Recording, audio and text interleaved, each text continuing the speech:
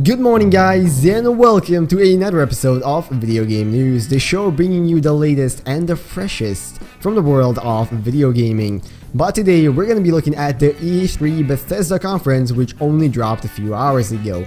Quite literally, I had to stay up till 5 in the morning to watch it. Anyways, with Bethesda conferences, I feel like people always go either one or two routes. Either it's really good or it's really bad, and for this one, well, it's kind of hard to decide, so I will let you decide yourself because we have a lot to talk about here. Now, first of all, as far as games go, because they did bring out like a music band on the stage, Rage 2 was the first thing that they discussed. They showed this combination of like gameplay and gameplay trailer, and at first I thought the graphics were unimpressive, but as soon as the vehicle section started, which was shot from within a vehicle, it actually started to look really nice with some really cool depth of field and really high contrast environments. Of course, it presents very fast gameplay with lots of gadgets that you can throw at your enemies, like gravity traps or boomerangs and all kinds of stuff that makes the gameplay feel really fun and really engaging. Now, at the end, they also did show that there's going to be some sort of an ability system, though they didn't go in depth, and you can get your hands on this game on spring 2019. Now, next up, they moved back onto Elder Scrolls Legends, the card game, for those of you who don't know,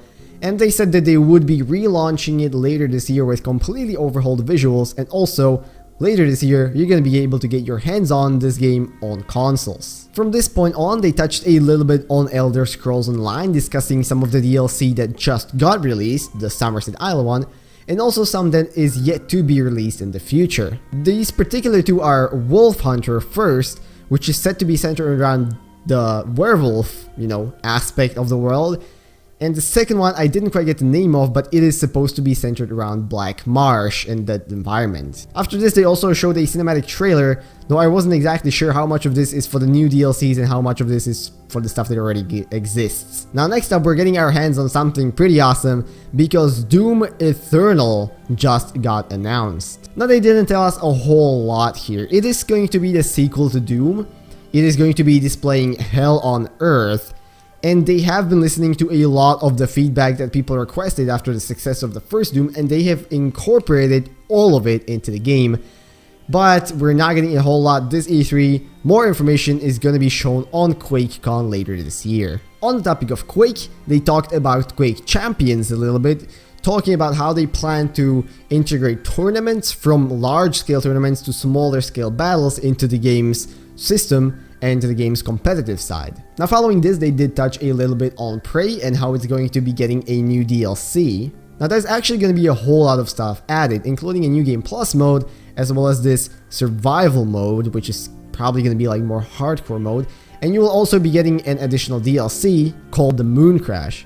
Also, at the end, they mentioned that they will be doing this hide and seek type of gameplay, with some players being the Typhoon or whatever you call the aliens who can transform into objects, and one player looking for them. So they've pretty much just remade Prop Hunt in the game. But hey, if you already own the game, I am pretty sure they didn't put any price on all of this. Not sure if it's free though, but you might be getting some additional content, which I guess is pretty cool. Now, then we move on to a trifecta of Wolfenstein games, 3 of them in fact. Jesus Christ, how many can you do? Well, okay, it's not actually that much, but first of all, the Wolfenstein 2: A New Colossus is going to be on Nintendo Switch. Why the hell not, if you want to play the game on the go. And Wolfenstein Young Blood is a new announcement of a co-op game, which is set to be a sequel to the latest Wolfenstein, where you and your friend, I suppose, can play as the twin daughters of BJ Blazkowicz. And you're going to be able to do all of this in 2019. Finally, there was also a thing called Wolfenstein Cyberpilot, which is this weird experience that is for VR, also with the Wolfenstein name, and as far as they described it, it allows you to take control of some Nazi machinery and use it against them. Once again, they didn't spend a whole lot of time on this. It was actually kind of impressive how they managed to talk about 3 separate Wolfenstein games within like 5 minutes of presentation time. Okay, now after this, of course, they had to bring out the Skyrim jokes, and this segment, as ironic as it is, I actually thought that it was pretty funny. They first showed the guy playing Skyrim on the Alexa, like, giving voice commands into eating cheese and drinking health potions. And then they showed him playing on like a pager, like this small handheld device. And then he even played on his Samsung fridge.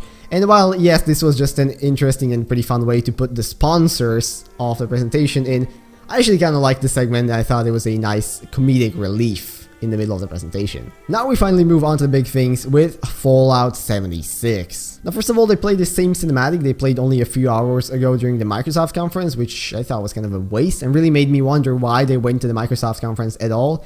Probably just for the big audience. They show a little bit of the gameplay. You're one of the first vaults to be open. You emerge after spending 25 years down there, I think. The game takes place in the hills of West Virginia, and they will be incorporating a whole bunch of West Virginian lore into the game, with monsters from the folklore actually being shown in the trailer, and those look pretty freaking dope. Now, they drop a bomb saying that the game is entirely online, but I think a lot of people actually got confused by this message, so let me clarify what it means. This game can be played in single player, you can play it solo, but you're gonna have a much easier time playing with other people. Now, this is not an MMO. If anything, it's like an MMO light, because in one world, you can only have, I think he said about like a few dozens of players. You can never have hundreds and you can never have thousands. It's going to be limited to a rather small number of people in one world that saves your progress globally, which means you can hop out and hop in at any time with your friends and see the progress that everyone's made in the world. This means you're going to be able to team up with those people, build bigger settlements, build them anywhere now, that's a new feature, and conquer this world and quest both with your friends or alone if you so desire. Now, an interesting fact, they will in fact be having a beta to be able to help eliminate most of the bugs that come with the release of any large-scale online game like this, and you're going to be able to get your hands on this beta on November 14th, 2018, which that is surprisingly soon. Once again, must have been a lot of work done on this already, though it's not that surprising because the visuals look like a slightly upgraded Fallout 4. I still stand by what I said back when the reveal trailer dropped. Now, moving on, they did a very quick touch up on Fallout Shelter, which is coming out for the Switch and for PS4 tonight. And then they talked about something really weird. Elder Scrolls Blades is an open world first-person RPG on your phone. It will contain handcrafted and procedurally generated dungeons, combat system, inventory system, leveling system, and all the stuff you would come to expect from a RPG. Clearly, it was reusing a ton of Skyrim assets with just proudly downgraded poly models from the showcase that they showed. It will offer you 3 separate modes: the Abyss, which is pretty much just endless, the Arena, and the Town. And the Town is the main hub for your questing and for your building, and for building entire towns. That's going to be a system. You can also visit your friends' towns afterwards. Also, because why the hell not, this thing is going to be coming not only for mobile, but also for VR, all the way from incorporation to your phone to large high-end PCs. So you can technically be playing on the phone while someone else is interacting with you in your world using a HTC Vive on a high-end PC. Well, this whole thing was just kind of weird. I think it left a lot of people in shock, as in, the why? I don't think there are many people who want to have like hundreds of hours spent on a mobile RPG. It's just kind of weird. But hey, the game looked really interesting, and if they're able to do this on the phone, it really does make me wonder what they're going to be able to do with the next big Elder Scrolls on a big high-end PC in the future. Okay, and then towards the end, the part that everyone wants to talk about. Todd Howard says that they want to talk a little bit about what's going to be happening in the future of the company, making it very clear that this is not happening this year, and, well, unsure if it's happening the next year. First thing, of course, we knew it was coming, at least to an extent, but Starfield got announced as a new franchise, completely in a first original franchise for Bethesda in over 25 years, which will be a single-player RPG experience, most likely taking place in space or on separate planets. Now, we didn't get a whole lot to this. We got like 30 seconds of a cinematic showing one planet and a satellite, and that was it. They didn't even say much. We got no release date. However, Todd did say that this is aimed for the next generation of consoles, which is also, coincidentally, I think the first mention of next gen we got throughout this entire E3, which is really interesting. And then the big bomb, the thing everyone has been waiting for, and I can hardly conceal my excitement even now, but the next Elder Scrolls got officially announced. However, I think people are overhyping this way too much, and I'm gonna show you and tell you why in just a second. So, they announced the next Elder Scrolls, huge applause. It shows a very, very quick cinematic of like 10 seconds of zooming through environment, pops the text Elder Scrolls 6 on the screen, doesn't even say the location, and there it ends, okay? Now, one thing, actually multiple things that people are not keeping in mind when discussing, well, is this going to come out next year? Is this around the corner? Well, the answer is definitely no, and here are a few reasons why. Number one, they make it very clear that this game comes after Starfield. So Starfield will be released first, and then this will be released.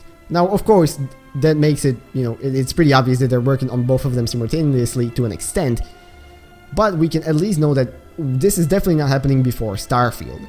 Now, for Starfield, number one, they did say it's going to be for next-gen consoles, and number two, we did not even get a release date. We had no gameplay shown, and that cinematic could honestly be made in like 15 minutes with Maya.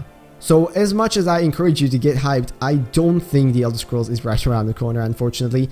And with the most positive estimation that I can give being that 2019 is going to be next-gen consoles, which will mean Starfield, and then 2020 or 2021 could potentially be the next Elder Scrolls. I think that's still being a bit too optimistic, but who knows, maybe next time Bethesda will blow our minds out again. Anyways, that was all for their presentation. Todd Howard is a freaking beast, and I think it was pretty solid, honestly. From what I was expecting, they actually showed even a bit more, so good job, Bethesda. Anyways, that's it from me for the video. Hope you guys enjoyed. If you did, maybe consider leaving a like, commenting, or subscribing. All of those would be very much appreciated. I want to wish you all a beautiful rest of today, and I'm going to see you in whatever next video I make. Bye bye.